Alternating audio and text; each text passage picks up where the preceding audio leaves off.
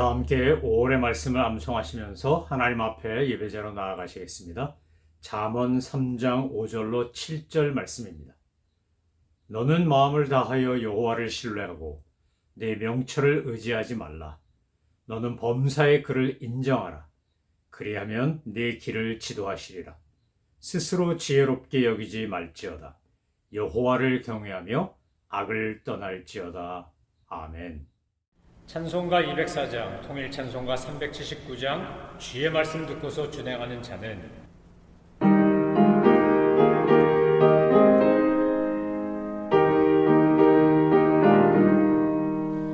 주의 말씀 듣고서 준행하는 자는 반석 위에 터닫고 집을 지은 같아. 비가 오고 물나며 바람 부딪혀도 반석 위에 세운 집 무너지지 않네. 잘 짓고 잘 짓세 우리 집 잘 짓세. 만세 반석 위에다 우리 집 잘 짓세. 주의 말씀 듣고도 행치 않는 자는 모래 위에 터닫고 집을 지은 같아. 비가 오고 물나며 바람 부딪힐 때 모래 위에 세운 집 크게 무너지네. 잘 짓고 잘 짓세 우리 집 잘 짓세. 만세 반석 위에다 우리 집 잘 짓세. 세상 모든 사람들 집을 짓는 자리 반석 위가 아니면 모래 위에 짓네. 우리 구주 오셔서 지은 상을 줄때 세운 공로 따라서 영영상벌 주리. 잘 짓고 잘 짓세 우리 집 잘 짓세.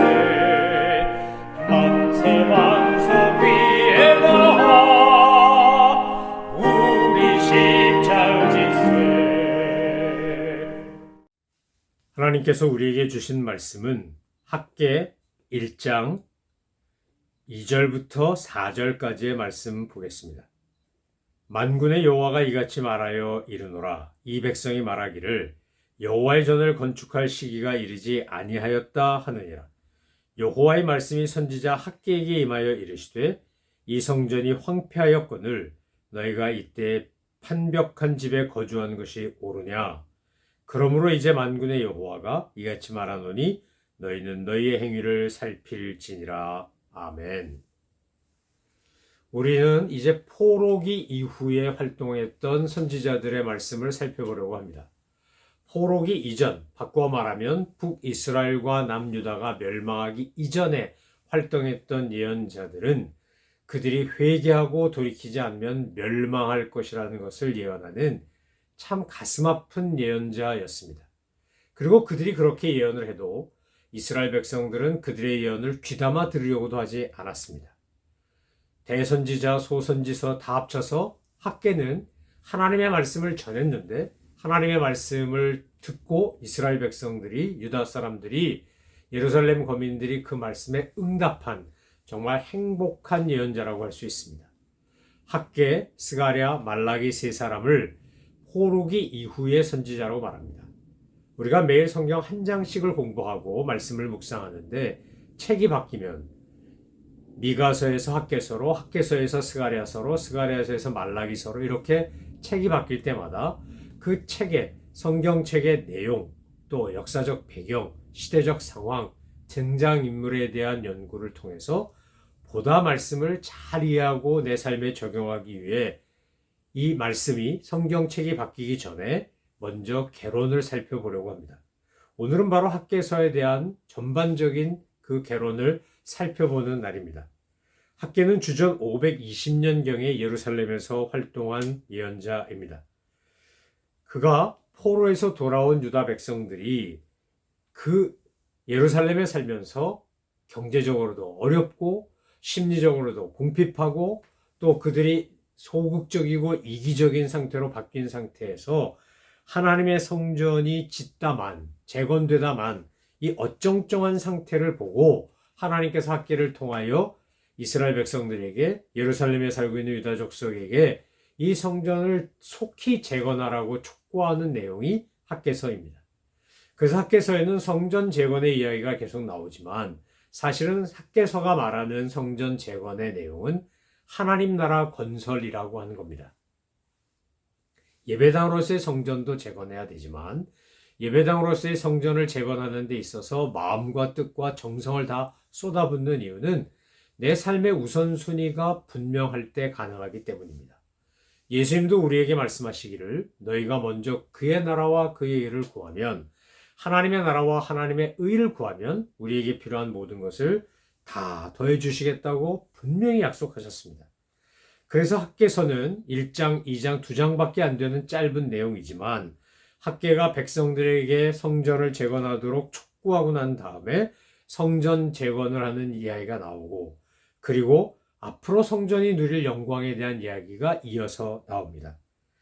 그러니까 학개서를 읽으면 이 2장밖에 안 되는 짧은 내용이지만 이 내용 속에서 우리는 하나님이 얼마나 성전 재건을 원하셨고 그 성전 재건을 통하여 이스라엘 백성들이 받는 은혜와 복이 무엇인지를 알게 된다는 겁니다. 여러분, 눈에 보이는 건물, 눈에 보이는 예배당에 하나님의 관심이 있는 것이 아니고 하나님의 전, 하나님의 나라, 하나님의 역사를 재건하는 일에 관심이 있는 겁니다. 그런 의미에서 스룹바벨 성전도 건물로서의 의미가 있고 가치가 있습니다. 그런데 우리가 아는 것처럼 스룹바벨 성전은 솔로몬 성전과 비교할 때 너무나 초라하고 소박한 성전입니다. 왜요? 하나님께서 원하시는 것은 다윗 왕이 다 준비해갖고 솔로몬이 세운 솔로몬 성전 같은 걸 원하신 게 아니고 하나님 앞에 예배하고 삶의 우선순위를 분명히 하는 그런 의미로서의 성전을 재건하기 원하셨기 때문입니다. 바꿔 말하면 인생살이에서 신앙생활에서 우선순위, 영순위가 뭐냐를 주님이 묻고 계신 겁니다. 왜 성전을 재건하다가 중단된 겁니까? 물론 사마리아 사람들이 방해도 하고 경제적으로 궁핍하고 뭐 이유를 대려면 한두 가지가 아닙니다. 그런데 가장 중요한 이유는 그 당시 예루살렘으로 돌아온 포로에서 돌아온 사람들이나 예루살렘에 남아있던 사람들이나 자기 삶의 우선순위, 영순위가 신앙의 영순위가 하나님 나라 건설이 아니었기 때문입니다. 하나님이 아니었기 때문입니다. 그러니까 그들이 그렇게 16년, 18년 역사학자에 따라서 평가가 다르지만 그렇게 방치하는 겁니다. 내 삶이 더 중요하고 내 우선순위가 먼저고 하나님 나라는 나중이고 이렇게 변질돼 버린 겁니다. 그래서 하나님께서 학개에게 말씀을 주셔가지고 유다 백성들에게 선포하라고 합니다. 참 놀랍고도 감사한 것은 포로로 끌려가기 전에 이스라엘이나 유다가 망하기 전에 하나님의 말씀을 전했던 예언자들은 늘 백성들이 그 말씀을 거부하고 불순종하고 거역하고 예언자를 심지어 핍박하고 죽이기까지 하고 이런 끔찍한 고난을 겪었는데 학개는 예언서에서 유일하게 그의 말씀을 백성들이 듣고 순종한 예언자입니다. 참 대부분의 예언자들이 말씀 선포를 하고 당한 고난과 핍박과 어려움과 백성들이 그 말씀을 듣고 회개하지 않아서 속을 끓인 것에 비하면 학개는 행복한 예언자라고 할 수 있습니다. 이런 변화된 모습을 보면서 하나님께서 학개를 통해서 말씀하고자 하시는 그 내용을 우리도 실천한다면, 우리도 하나님의 말씀을 듣고 순종한다면 하나님께서 이스라엘 백성들에게, 유다 사람들에게, 예루살렘 거민에게 주셨던 그 은혜가 오늘 저와 여러분의 것이 될 수 있다는 겁니다. 학개서를 읽으면서 우리가 함께 공부하면서 여러분이 스스로 확인하고 우리 스스로 점검해야 되는 것은 내게 주신 사명을 나는 제대로 잊지 않고 잘 수행하고 있는가? 아니면 다 잊어버리고 내 생각, 내 뜻대로 하고 있는가 하는 것입니다. 오늘 주님께서 학개서 1장 2절에서 하신 말씀이 뭐였습니까? 여호와의 전을 건축할 시기가 이르지 않았다. 너희들이 그렇게 말한다는 겁니다. 정말 그러냐? 성전을 짓지 못하겠다. 그럴 때 하나님께서 학개를 통하여 말씀하신 게 뭡니까? 이 성전이 황폐하였거늘 이것을 히브리어로 하레브라 그럽니다. 황폐했다. 이 황폐했다라는 말이 1장 9절에도 나오고 1장 10절, 11절에도 나오고 계속 나옵니다. 그랬더니 어떻게 된 겁니까? 결국 11절 말씀에 보니까 너희의 삶에, 너희의 농사에, 너희의 환경에 한재가 들었다. 이것을 호레브라 그럽니다. 하레브하지 않으니까 호레브가 온 겁니다. 여러분, 예수님이 우리에게 말씀하신 것도 마찬가지 아닙니까? 너희는 먼저 하나님의 나라와 하나님의 의를 구하라. 너희는 먼저 그의 나라와 그의 의를 구하라. 그리하면 이 모든 것, 하늘의 신령한 복과 이 땅에 필요한 것들을 다 너희에게 채워주시겠다고 주님 약속하신 겁니다. 오늘 학개서를 공부하고 이제 우리가 이틀에 걸쳐서 1장과 2장을 한 장씩 살펴볼 텐데 이 하레브라는 단어와 호레브라는 단어, 이 두 명사를 우리는 잊지 않으셔야 합니다. 하레브한 것을 내버려 두면 호레브해진다는 겁니다. 하나님의 나라와 하나님의 뜻이 황폐해졌는데 그것에 대해서 내가 해야 될 역할을 하지 않으면 결국 내 삶에도 가뭄과 기근과 한파와 이런 것들이 들이닥친다는 겁니다. 하레브를 내버려 두면 호레브한다. 여러분 이걸 꼭 잊지 않으시기 바랍니다. 하나님의 성전을 황폐한 채로 내버려 두면 자기들의 삶도 황폐해진다는 겁니다. 여러분 오늘 우리가 하나님 앞에서 정말 은혜와 복을 받아 누리려면 여러분과 제가 가장 먼저 점검하고 변화하고 실천해야 되는 것은 바로 내 삶의 우선순위, 영순위입니다. 그러니까 내가 어떻게 내 삶의 우선순위에 영순위에 무엇을 두느냐에 따라 내 나머지 삶이 달라진다는 겁니다. 여러분 하나님께서 우리에게 원하시는 것이 무엇이었습니까? 아모스를 통해 미가를 통해 수많은 소선지자를 통해 우리에게 말씀하신 것은 외형적인 제의가 아니었습니다. 껍데기뿐인 종교 행위가 아니었습니다. 사람아 선한 것이 무엇인지 너에게 보이셨다. 너희가 정의를 행하고 인애를 행하고 하나님과 함께 행하는 것이 주님이 너에게 원하시는 것이고 너희가 선하다고 인정받는 거다. 미가서 6장 8절이 그렇게 말씀하지 않습니까? 아모스는 뭐라 그럽니까? 마르지 않는 강처럼 공의와 정의를 흘러가게 하라고 합니다. 호세아는 우리에게 뭐라 말합니까? 우리가 설사 범죄했을지라도 하나님께로 돌아가자. 여호와를 알자. 힘써 여호와를 알자. 그분의 이른 비와 늦은 비처럼 일정하게 은혜를 베풀어 주신 분이다. 얼마나 많은 예언자들이 이사야가 예레미야가 정말 하나님 앞에서 우리가 가져야 될 삶의 우선순위를 분명히 하라고 그렇게 촉구한 거 아닙니까? 그런데 그거 거절하다가 결국 북이스라엘도 남유다도 다 망한 것입니다. 이제 하나님께서 예레미야를 통해 약속하신 것처럼 70년이 지나면 돌아올 거다라고 하는 그 예레미야를 통한 예언을 성취시켜서 페르시아 바사 왕국의 고레스가 바벨론을 물리치고 난 다음에 유대인들을 고향으로 돌려보내지 않습니까? 여러분 이 정치적인 이유에서 내가 좀 더 지지 세력을 얻고 나의 공고한 우방군을 만들기 위해서 고레스는 정치적으로 그것을 생각하고 했는지 모르나 그가 칙령을 내리고 이스라엘 백성들을 가나안 땅으로 원래 예루살렘으로 돌아가게 하신 분은 하나님이십니다. 그랬다면 돌아와서 그들이 성전 재건을 열심히 한 것처럼 계속해서 했어야 되는데 뭐 어렵다, 삶이 힘들다, 곤고하다, 사마리아 사람들이 못 살게 군다 여러 가지 이유와 핑계를 대면서 God first를 God last로 바꾼 겁니다. 그러니까 my life first가 그 life가 last가 되는 겁니다. 여러분 하나님의 방법은요. 하나님의 계획은 우리가 하나님에 관한 것을 하레브하면 황폐하게 내버려두면 내 삶이 호레브해진다 라고 하는 겁니다.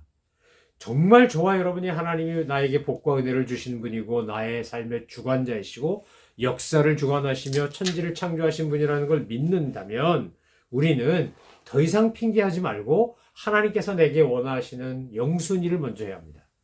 여러분 이스라엘 사람들에게 성전이란 얼마나 중요한 겁니까? 그것은 자기들에게 과거, 현재, 미래를 연결하는 일종의 연결고리입니다. 2000년 동안 나라 없이 떠돌아다녔던 그들이 어느 날 돌아와서 나라를 세운 것도 그들에게 샤이오니즘, 시온으로 돌아가자라고 하는 그들 전체를 묶어준, 어느 곳에 있든지 유대인이라면 하나로 묶게 하는 그런 연결고리 같은 것이었기 때문입니다. 성전이 그런 것입니다. 그래서 하나님 앞에 능력이 없어 못합니다. 또 방해해서 못합니다. 이런저런 이유로 핑계를 대고 자기 일에만 몰두한 겁니다. 지금 성경에 보니까 하나님의 성전은 황폐했는데 너희는 판벽한 집에 머무는 것이 옳으냐? 자기 집은 잘 꾸미고 그리고 아주 멋있게 놓고 있다는 겁니다. 여러분, 이 말씀을 오해하지 않으시길 바랍니다. 예배당 짓기 위해 나는 초가삼간도 아니고 그냥 텐트 치고 살거나 노숙자 같이 되라 이런 말 아닙니다.